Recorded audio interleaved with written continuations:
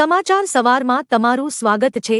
આજના તાજા અને મુખ્ય સમાચાર જાણીએ તે પહેલા ચેનલને સબસ્ક્રાઇબ કરી લો। ગુજરાતમાં સીએએનો અમલ શરૂ। કેન્દ્ર સરકાર દ્વારા દેશમાં સીએએ કાયદો લાગુ પાડવામાં આવ્યો છે। મોરબી જિલ્લા કલેક્ટર કે બી ઝવેરી અને ધારાસભ્ય કાંતિ અમૃતિયાની હાજરીમાં પાકિસ્તાનથી આવેલ અને લાંબા સમયથી મોરબીમાં રહેતા 13 વ્યક્તિઓને ભારતની નાગરિકતા આપવામાં આવી છે। લાંબા સમયથી 1095 પાકિસ્તાની શરણાર્થીઓ મોરબીમાં વસવાટ કરી રહ્યા છે। હાલ મોરબીમાં 95 શરણાર્થીઓને ભારતની નાગરિકતા મળી ચૂકી છે।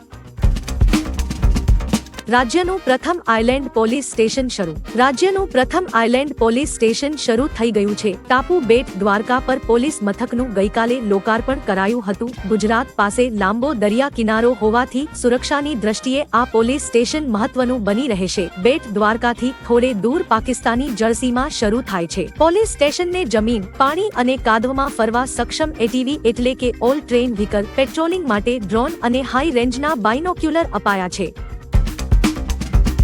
વડાપાવને મળી વૈશ્વિક ઓળખ। મહારાષ્ટ્રના લોકોના પ્રિય સ્ટ્રીટ ફૂડ વડાપાવને વૈશ્વિક ઓળખ મળી છે। આ ફૂડને વર્લ્ડની ટોપ 50 બેસ્ટ સેન્ડવિચની યાદીમાં સ્થાન મળ્યું છે। લોકપ્રિય ફૂડ અને ટ્રાવેલ ગાઈડ ટેસ્ટ એટલાસ અનુસાર વડાપાવ વિશ્વની શ્રેષ્ઠ સેન્ડવિચમાં 19મું સ્થાન ધરાવે છે। શું તમે પણ વડાપાવના રસિયા છો? કોમેન્ટ કરીને જણાવો। ગોંડલ માર્કેટ યાર્ડમાં કેસર કેરીનું આગમન। ગોંડલ માર્કેટ યાર્ડમાં આ વર્ષે પ્રથમવાર કેસર કેરીનું આગમન થયું છે। ઉના પંથકમાંથી કેસર કેરી આવી ગઈ છે, જેમાં 10 કિલોના બોક્સનો ભાવ ₹1900 થી 3000 સુધી બોલાયો છે। કેસર કેરીની સિઝનનો એક સપ્તાહ મોડો પ્રારંભ થયો છે। વેપારીએ જણાવ્યું હતું કે ગોંડલ ફ્રૂટ માર્કેટિંગ યાર્ડમાં મોટા પ્રમાણમાં કેસર કેરીની આવક થતી હોય છે। આ વર્ષે પણ સિઝનના શ્રીગણેશ થયા છે, ત્યારે 200 બોક્સની આવક ખૂબ જ સારી કહેવાય। કચ્છમાં ફરી ચાલ્યું દાદાનું બુલડોઝર। કચ્છ જિલ્લામાં ફરી એકવાર દાદાનું બુલડોઝર ફરી વળ્યું છે। છેલ્લા ઘણા સમયથી કચ્છ જિલ્લામાં સરકારી દબાણો દૂર કરવાની કાર્યવાહી તંત્ર દ્વારા કરાઈ છે, ત્યારે હવે અબડાસા, અંજાર બાદ નખત્રાણામાં દબાણ તોડી પાડવામાં આવ્યા હતા। નખત્રાણા સર્કિટ હાઉસ પાસે સરકારી જમીન પર નાના મોટા 19 દબાણો દૂર કરી 1 કરોડની જમીન ખાલી કરાવી હતી। પ્રશાસનની ટીમે કડક પોલીસ બંદોબસ્ત સાથે ત્રાટકી અને તમામ દબાણો દૂર કર્યા હતા। રાજ્ય સરકાર નવો કાયદો લાવશે। રાજ્ય સરકાર adventure sports, boating, beach activity તેમજ રોપ વે સહિતની પ્રવૃત્તિઓ માટે નવો કાયદો અમલમાં લાવશે। પ્રવાસીઓની સુરક્ષા અને સલામતી માટે 13 સભ્યની ઉચ્ચસ્તરીય સમિતિ પણ બનાવવામાં આવશે, જે નવા કાયદાઓનું ગઠન કરશે। 3 મહિનામાં નવા નિયમોની જાહેરાત કરવામાં આવશે। વડોદરા હરણી તળાવ દુર્ઘટના મામલે હાઈકોર્ટે દાખલ કરેલી સુમોટો પિટિશનની સુનાવણી દરમિયાન રાજ્ય સરકારે હાઈકોર્ટમાં તેની જાહેરાત કરી છે। પેટ્રોલ અને ડીઝલને લઈ મોટા સમાચાર। પેટ્રોલ અને ડીઝલને લઈ મોટા સમાચાર આવ્યા છે। દેશભરમાં પેટ્રોલ અને ડીઝલ સસ્તું થયું છે। દેશભરમાં પેટ્રોલ અને ડીઝલ ₹2 સસ્તું કરવામાં આવ્યું છે। આજે સવારે 6 વાગ્યાથી નવી કિંમતો લાગુ થશે। કેન્દ્રીય મંત્રી હરદીપસિંહ પુરીએ તેમના ટ્વિટર એકાઉન્ટ પર આ માહિતી આપી છે।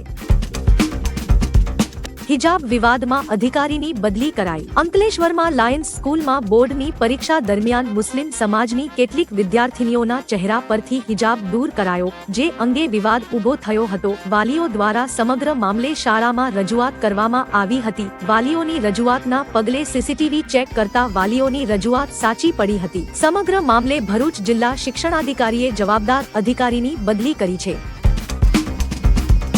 2 મહિલા કોર્પોરેટર ભાજપમાંથી 6 વર્ષ માટે સસ્પેન્ડ। રાજકોટમાં ગોકુલનગર આવાસ યોજનાના ડ્રોમાં કૌભાંડ મામલે વોર્ડ નંબર 5 ના કોર્પોરેટર વજીબેન ગોલતર અને વોર્ડ નંબર 6 ના કોર્પોરેટર દેવુબેન જાદવ 6 વર્ષ માટે ભાજપના સભ્યપદેથી સસ્પેન્ડ થયા છે। તેમણે રજૂ કરેલા બચાવને ફગાવવામાં આવ્યો છે। જો કે બંને મહિલા અપક્ષના નગરસેવક તરીકે કોર્પોરેટર પદે યથાવત રહેશે। આ બંને મહિલાના પતિએ કાંડ કર્યો હોવાનું સામે આવ્યું હતું। તપાસ સમિતિની રિપોર્ટમાં બધું સામે આવ્યું હતું।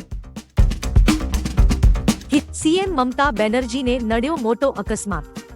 પશ્ચિમ બંગાળના મુખ્યમંત્રી મમતા બેનર્જીને અકસ્માત નડ્યો હતો, જેમાં તેમને માથાના ભાગે ઈજા થઈ હતી। ટીએમસીએ એક તસવીર પોસ્ટ કરીને આ માહિતી આપી હતી। મમતા બેનર્જીને ટ્રેડમિલ પર ચાલતી વખતે પડી જવાથી આ ઈજા થઈ હોવાનું ટીએમસી દ્વારા જણાવવામાં આવ્યું હતું। હવે તેમની હાલત સ્થિર છે। તેમનો ભત્રીજો અભિષેક બેનર્જી હોસ્પિટલમાં મમતા બેનર્જીની પાસે રહ્યો હતો. પીએમ મોદીએ મમતાના સારા સ્વાસ્થ્ય માટે પોસ્ટ મૂકી હતી. ગરમીને લઈ હવામાન વિભાગની મોટી આગાહી. ગુજરાતમાં હવામાન વિભાગે નવી આગાહી કરી છે. તે અનુસાર આવનારા 3 દિવસ પછી ગરમી વધશે. દરમિયાન 2 થી 3 ડિગ્રી તાપમાન વધશે. ગરમી વધતા લોકોને પરસેવે રેબઝેબ થવાનો વારો આવવાનો છે. હાલ ઉત્તર પશ્ચિમ ઉત્તરના પવન ફૂંકાઈ રહ્યા છે, જેના કારણે આવતા 3 દિવસ તાપમાન હાલ જેવું રહેશે. 3 દિવસ બાદ પવનની દિશા બદલાતા તાપમાન વધશે. આ આગાહી મુજબ હાલ રાજ્યમાં વરસાદની સંભાવના નથી. બોટાદના એક કેન્દ્રમાં ફક્ત એક જ વિદ્યાર્થીની આપી રહી છે બોર્ડની પરીક્ષા. રાજ્યમાં ચાલી રહેલી બોર્ડની પરીક્ષામાં બોટાદમાં એક એવું કેન્દ્ર છે જ્યાં શાળામાં માત્ર એક વિદ્યાર્થીની જ પરીક્ષા આપી રહી છે. સાંદીપની વિદ્યાનિકેતન શાળામાં ફાળવાયેલા કેન્દ્રમાં સોલંકી હેમાક્ષી નામની દિવ્યાંગ વિદ્યાર્થીની પરીક્ષા આપી રહી છે. તેને પરીક્ષા દરમિયાન કોઈ પણ તકલીફ ન પડે તે માટે 10 જેટલા કર્મચારીઓ ફરજ નિભાવી રહ્યા છે. હેમાક્ષી પોતાની માતા સાથે શાળાએ પહોંચે છે. સીએએ લઈને કેજરીવાલનો વિરોધ. સીએએ પર સીએમ કેજરીવાલના નિવેદન બાદ દિલ્હીમાં અરાજકતા ફેલાઈ છે. દિલ્હીમાં રહેતા હિન્દુ શરણાર્થીઓએ સીએમ આવાસની બહાર વિરોધ પ્રદર્શન કર્યું છે. તેમના ઘરની બહાર મોટી સંખ્યામાં લોકો એકઠા થઈ ગયા છે. કેજરીવાલે કહ્યું હતું કે જો પાકિસ્તાન, બાંગ્લાદેશ અને અફઘાનિસ્તાનથી મોટી સંખ્યામાં લોકો આવશે તો બળાત્કાર અને ચોરીની ઘટનાઓ વધશે. ભારત સરકાર રોજગાર ક્યાંથી આપશે? તે ભારતના યુવાનોને રોજગાર આપવા સક્ષમ નથી. હોળી પર દોડાવાશે 1500 એસટી બસો. આગામી હોળીના તહેવારને લઈ ગુજરાત એસટી વિભાગે મહત્વનો નિર્ણય લીધો છે. મુસાફરોને તેમના વતનમાં આવવા જવા માટે એસટી વિભાગ એક્સ્ટ્રા 1500 બસો દોડાવશે. આગામી તહેવારોમાં મુસાફરોને તેમના વતન પહોંચવા માટે સરળતા ઊભી થાય તે માટે મહત્વનો નિર્ણય લેવાયો છે. એક્સ્ટ્રા બસોની સુવિધા 19 માર્ચથી શરૂ થશે. ડાકોર અને દ્વારકા માટે અલગથી 500 બસો દોડાવશે. તહેવારોમાં બસો થકી 7000 ટ્રીપનું આયોજન કરવામાં આવ્યું છે. કંગનાએ સીએએનો વિરોધ કરનારને આપ્યો જવાબ. અભિનેત્રી કંગના રનૌત અવારનવાર સીએએ અંગે પ્રતિક્રિયા આપતી જોવા મળી છે. બિલનો વિરોધ કરનારને અભિનેત્રીએ જવાબ આપતા કહ્યું કે પ્રતિક્રિયા આપતા પહેલા તેનો અર્થ જાણી લેવો જોઈએ. તેણે પીએમ મોદીનો એક વિડિયો શેર કરીને લખ્યું કે સીએએ વિશે કંઈ પણ અભિપ્રાય આપતા પહેલા તેનો અર્થ સમજી લો. 2019માં પણ તેણે બોલિવૂડના કલાકારોના કથિત મૌન પર નિશાન સાધ્યું હતું અને કાયર કહ્યા હતા. એકતા નગરમાં પથ્થરમારમાં 10 ઇજાગ્રસ્ત. સંસ્કારી નગરીની શાંતિ ડહોળાઈ. એકતા નગરમાં 2 જૂથ સામસામે આવી ગયા હતા. આ ઘટનામાં 10 જેટલા લોકોને ઈજાઓ પહોંચી હતી. આ ઘટના બાદ એકતાનગરમાં ભારે તંગદિલીનો માહોલ છવાયો હતો. જો કે માહિતી અનુસાર હનુમાન ચાલીસા અને અઝાન બંને સાથે શરૂ થતા 2 જૂથો આમને સામને આવી ગયા હતા. ટોળાઓએ એકબીજા પર પથ્થરમારો કર્યો હતો. ઈજાગ્રસ્તોને સારવાર અપાઈ રહી છે. હાલ પરિસ્થિતિ નિયંત્રણમાં હોવાનું સૂત્રોએ જણાવ્યું છે. ઉદ્ધવે ફરી ગડકરીને ઓફર કરી. મહારાષ્ટ્રના પૂર્વ સીએમ ઉદ્ધવ ઠાકરેએ ફરી એકવાર નીતિન ગડકરીને શિવસેનામાં જોડાવાની ઓફર કરી છે. ઉદ્ધવે કહ્યું કે ભાજપમાં ગડકરીનું અપમાન થઈ રહ્યું છે, તેથી તેમણે મહાવિકાસ અઘાડીમાં જોડાવું જોઈએ. અમે તેમની જીત સુનિશ્ચિત કરીશું અને જો અમે સત્તામાં આવીશું તો ગડકરીને મંત્રી બનાવીશું. 8 માર્ચે પણ ઉદ્ધવે ગડકરીને આ જ ઓફર આપી હતી, જેના પર ગડકરીએ કહ્યું હતું કે મારી ચિંતા કરશો નહીં.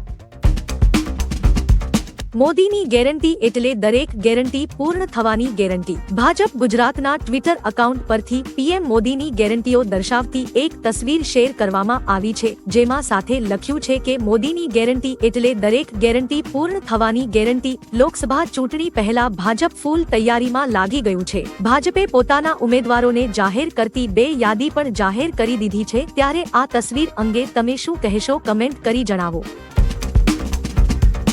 હિમાચલ પ્રદેશમાં થઈ હિમવર્ષા. હિમાચલ પ્રદેશમાં ફરી હિમવર્ષા થઈ છે. હિમાચલ પ્રદેશના કુલ્લુ જિલ્લાના સોલંગ નાલામાં આજે હિમવર્ષા થઈ હતી. હિમવર્ષાને કારણે કુલ્લુ સહિતના વિસ્તારોમાં તાપમાનમાં ઘટાડો નોંધાયો હતો. હિમવર્ષાનો આનંદ લેવા પ્રવાસીઓ મોટી સંખ્યામાં ઉમટી પડ્યા છે. હિમવર્ષાના સુંદર દ્રશ્યોનો વિડીયો સોશિયલ મીડિયામાં વાયરલ થઈ રહ્યો છે.